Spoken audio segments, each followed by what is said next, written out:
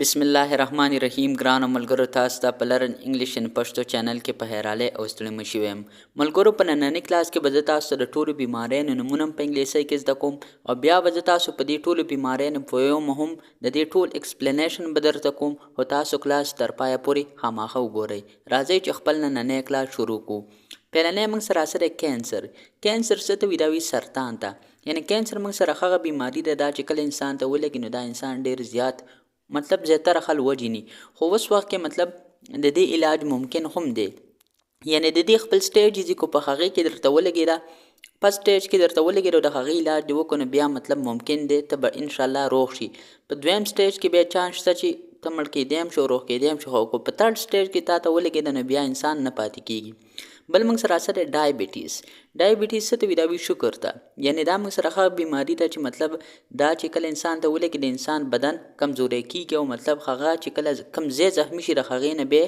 اینه ودرېدل مطلب نه ودرېږي نه هارت ډیزیز یعنی د زړه ناروغي هارت ډیزیز دا موږ سره هغه بیماري ده چې کله انسان زړه ته مطلب نقصان ورسي یعنی بیا چې کومه د هارت اٹیک بیا چې د زړه دوره وشي بهرحال په هغې خبره نه کوو خو هارت ډیزیز چې کومه ده دا د زړه ناروغي ده سټروک دا اوس موږ سره کومه بیماری ده د مغز د وینې کلا یعنی مطلب دا موږ سره هغه بیماری ده کله چې د انسان سر ولګي او بیا هغې چې دا کومه اینه هغه مغزو ته دننه لاړه شي نو دې قسمه بیماری ته موږ څه ویلی شو سټروک یعنی تاسو دا زده کړئ چې سټروک تاسو نه څوک تپوس وکړي تاسو به ورته وایئ چې کله د انسان سر زخمی شو د هغې نه چې کومه اینه هغه مغزو ته لاړه شي نو دې ته سټروک وایي استما د تنفس ناروغي استما دا موږ سره د دمې بیماری ده یعنی دا موږ سره هغه بیماری ده دا چې کله انسان ته ولګي انسان باندې څه کیږي یعنی انسان چې کوم ډیر زر ستړی کیږي یعنی انسان مطلب چې لږ شان ته وګرځي منډه را منډه ووهي نو بیا ډیر زر ستړی کیږي نو استما چې کومه ده دا موږ سره څه بیماری ده د دمې بیماری ده بل موږ سره سره ملیریا چې کومه ده دا موږ سره د تبې یو قسم دی یعنی دا چې کله انسان ته ولګي نو د بدن ډیر زیات ګرمي خو بیا هم د دې یخني کیږي یعنی که تاسو دا په جمی کې ولګي نو تاسو به کوشش کوئ مطلب تاسو بدن چې کوم دی تاسو به دا ګرم ساتئ یعنی که تاسو بدن ګرم وي انسان په خپل ځان ګرم ځای ته دغ کوي نو ملیریا چې کوم دی دا موږ سره د تبې یو قسم دی کالرا چې کوم دی دې ته موږ په پښتو کې مطلب کالرا ویلی شو ټایفاید چې کومه ده دا خو موږ سره یو تبره کالرا چې کومه ده دا موږ هیزي ته وایي یعنې دې باندې انسان باندې مطلب چې کومه ده قی وغیره د ستونې دا هم پې لګي او ټایفاید چې کومه ده دا موږ سره د تبې یو قسم دی یعنې دې کې د انسان ډېره زیاته تبه نو ټایفاید چې کومه ده دا موږ سره د تبې څه دی یو قسم دی ریومټاید ارترایټس یعنی د ګوډاګي درد یعنی د ګوډاګو چې کوم درد دی دې ته موږ څه ویل شي ریومټاید ارترایټس څه ته ویل شي ارترایټس چې کومه دی دا موږ دې ته وایي کله چې د انسان کم اډوکي دي یعنی دا کمزوري شي یعنی دا بیماری چې کله انسان ته ولګي د انسان د اډوکو ته زیات نقصان رسي نو موږ او تاسو ټول د الله پاک د ټولو بیماریانو نه وساتي او څومره خلک چې ناجوړه دی هغو له د خدای پاک صحت ورکړي بل موږ سره سره اپیلیپسي څه ته وایي دا د مرګونو ناروغي یعنی اپیلیپسي دا موږ سره هغه بیماري ده دا چې کله انسان ته ولګي نو هغه ټیک ټاکي یعنی څه پې کېږي هغه ټیک ټاکي خو په هغه باندې کله کله چپه راځي کله چې اپیلیپسي بیماري تاسو یو کس ته لګېدلي نو تاسو به څنګه پیژنئ چې په کله هغه باندې چپه راشي نو د هغه د خولې نه به زګونه روان او هغه به ټوپونه وخي نو تاسو دې ته څه ویل شي اپیلیپسي یعنی دې ته موږ مرګو بیماري وایي بل موږ سره سره کډني سټونز څه ته ویل شي دا د ګردو مطلب چې کومې ګولۍ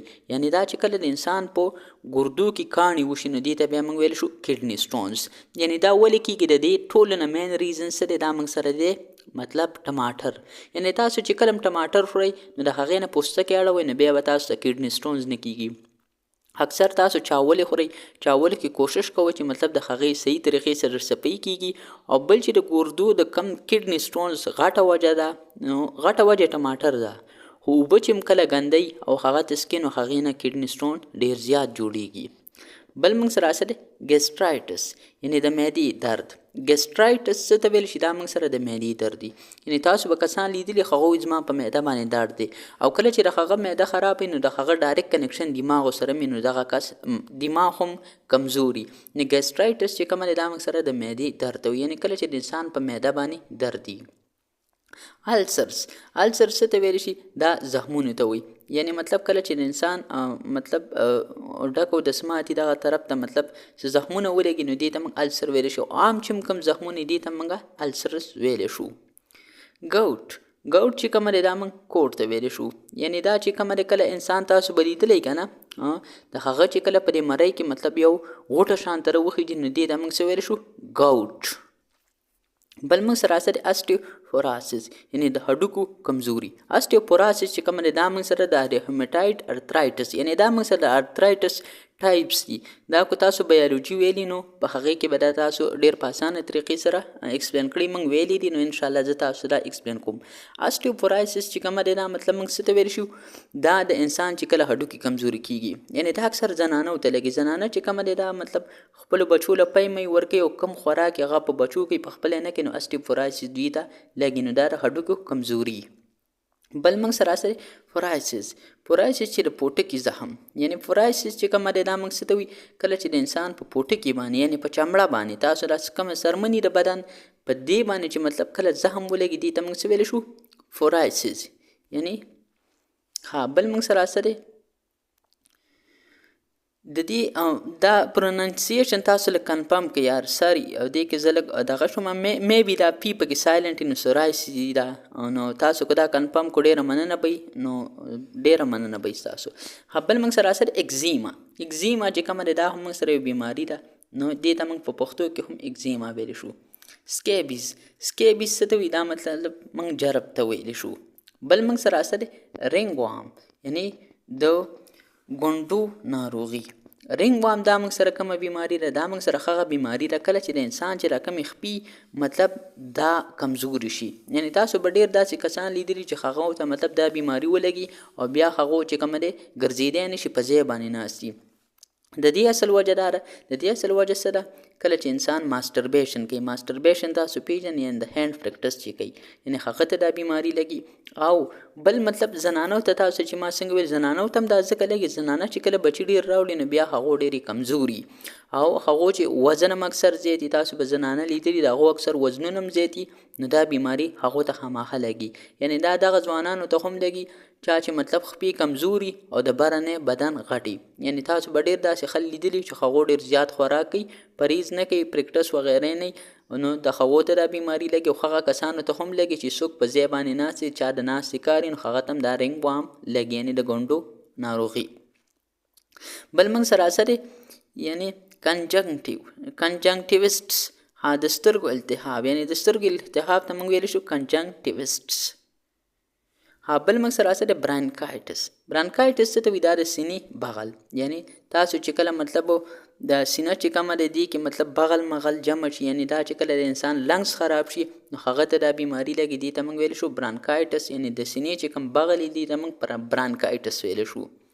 هرنیا چې کومه دی دا هم موږ سره یو بیماري ده چې دې ته موږ په پښتو کې هم هرنیا ویلی شو. مننجایټس د دماغ التهاب. مننجایټس چې کله د انسان مطلب دماغ خراب شي یا مطلب دماغو کې کمزوري راشي نو دې ته بیا موږ ویلی شو مننجایټس. او د دماغونه چې کومه پرده تاوي هغې ته څه ویلی شي؟ مننجس. یعنی د دماغ چې کومه د انسان دننه دماغ په سر کې د دې نه یو پرده تاوي کو تاسو نه څوک تپوس وکړي نو هغې ته څه وي تاسو به ورته سمپل په انګلیش کې ویلی شي مننجس. او مننجایټس چې کومه د دماغ التهاب ته ویلی شي. لیفروسی چې کومه دی دا موږ څه ته وي؟ جزام ته. یعنی که تاسو نه څوک تپوس وکړي چې لیفروسی څه ته وي تاسو ورته سمپل ویلی شي جزام. بل موږ سره سره اوفینګ کپ یعنی زوردار ټوخی یعنی اوفینګ کپ چې کومه دی دا موږ څه ته ویلی شو؟ تاسو به ډېر کسان داسې هم لیدلي چې هغو ډېر زیات تیز ټوخی کوي نو دا موږ سره یو بیماري ده.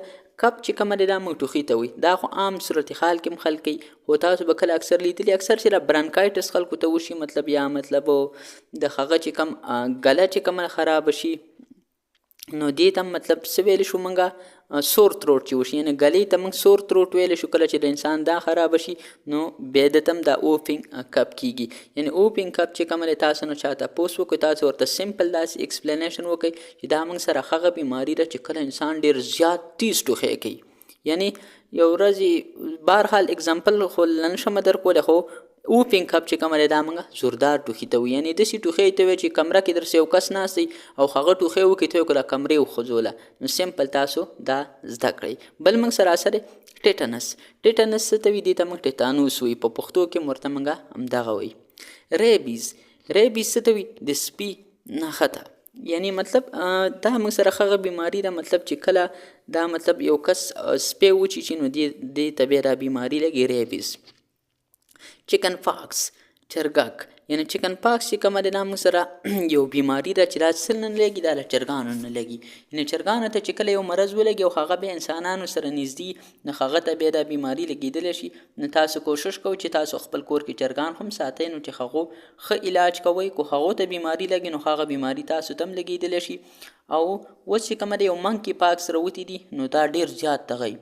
کله چې تاسو ته منکی پاکس ولګېدو نو بیا چې تاسو کم بدن دی هغې باندې به داسې دانې راوخیږي چې بالکل علاج یې نه کېږي. یعنې تاسو به بیا ډېر زیات پریشانه سئ. منکی پاکس. منکی پاکس چې کومه همدغه بیماري ده چې دا کم بیزوګان وغیره نه لګي. بهرحال هسې دې ته منکی پاکس ورکړي زه خو نه ګڼم چې دا به بیزوګانو نه لګي، خو بهرحال دا موږ سره یو نوم یې ورکړی دی. تاسو سمپل دا زده کړئ چې دا یو نوم ورکړی دی، ځکه چې اب مخکې ورځ کې یو کس ته شوی و نو هغه خو د سعودي نه راغلی، سعودي کې بیزوګان څه کوي او هغه ته دلته پاکستان کې شوی و.